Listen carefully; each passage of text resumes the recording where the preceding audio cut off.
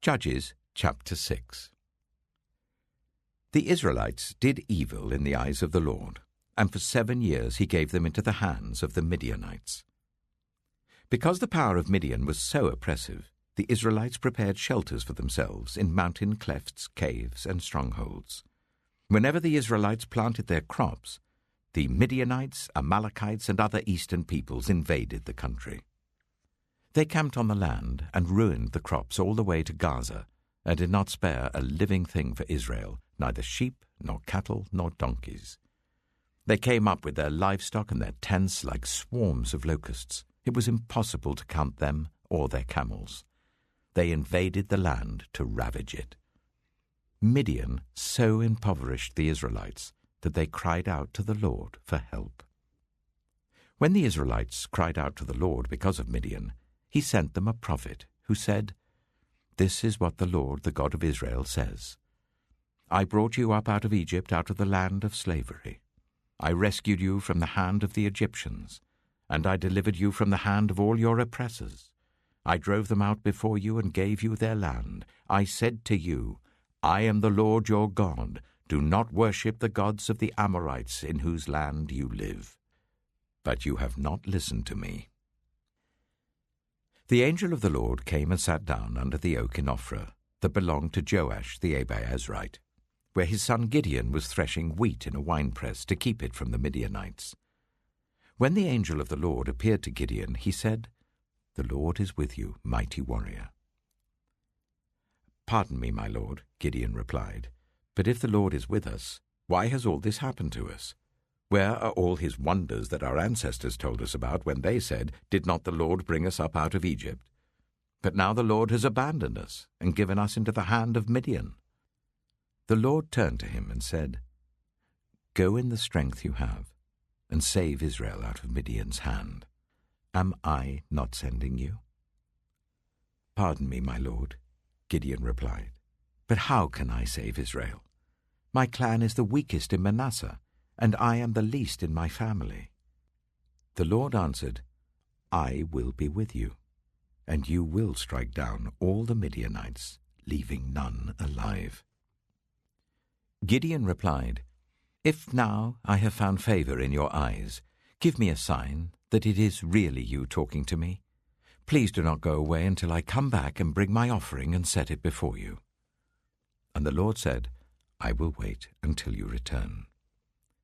Gideon went inside, prepared a young goat, and from an ephah of flour he made bread without yeast. Putting the meat in a basket and its broth in a pot, he brought them out and offered them to him under the oak. The angel of God said to him, "Take the meat and the unleavened bread, place them on this rock and pour out the broth." And Gideon did so. Then the angel of the Lord touched the meat and the unleavened bread with the tip of the staff that was in his hand. Fire flared from the rock, consuming the meat and the bread. And the angel of the Lord disappeared. When Gideon realized that it was the angel of the Lord, he exclaimed, "Alas, sovereign Lord, I have seen the angel of the Lord face to face." But the Lord said to him, "Peace, do not be afraid. You are not going to die." So Gideon built an altar to the Lord there and called it, "The Lord is Peace." To this day it stands in Ophrah of the Abiezrites. That same night the Lord said to him, "Take the second bull from your father's herd, the one 7 years old. Tear down your father's altar to Baal, and cut down the Asherah pole beside it. Then build a proper kind of altar to the Lord your God on the top of this height. Using the wood of the Asherah pole that you cut down, offer the second bull as a burnt offering." So Gideon took 10 of his servants and did as the Lord told him. But because he was afraid of his family and the townspeople, he did it at night rather than in the daytime. In the morning, when the people of the town got up, there was Baal's altar demolished, with the Asherah pole beside it cut down and the second bull sacrificed on the newly built altar. They asked each other, "Who did this?" When they carefully investigated, they were told Gideon, son of Joash, did it. The people of the town demanded of Joash, "Bring out your son. He must die because he has broken down Baal's altar and cut down the Asherah pole beside it." But Joash replied to the hostile crowd around him, "Are you going to plead Baal's cause? Are you trying to save him? Whoever fights for him shall be put to death by morning. If Baal really is a god, he can defend himself when someone breaks down his altar." So because Gideon broke down Baal's altar, they gave him the name Jerubbaal that day, saying, "Let Baal contend with him." Now all the Midianites, Amalekites, and other eastern peoples joined forces and crossed over the Jordan and camped in the valley of Jezreel. Then the Spirit of the Lord came on Gideon, and he blew a trumpet, summoning the Abiezrites to follow him.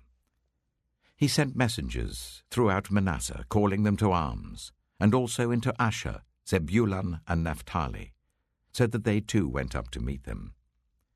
Gideon said to God, "If you will save Israel by my hand as you have promised, look, I will place a wool fleece on the threshing floor. If there is dew only on the fleece and all the ground is dry, then I will know that you will save Israel by my hand as you said." And that is what happened. Gideon rose early the next day.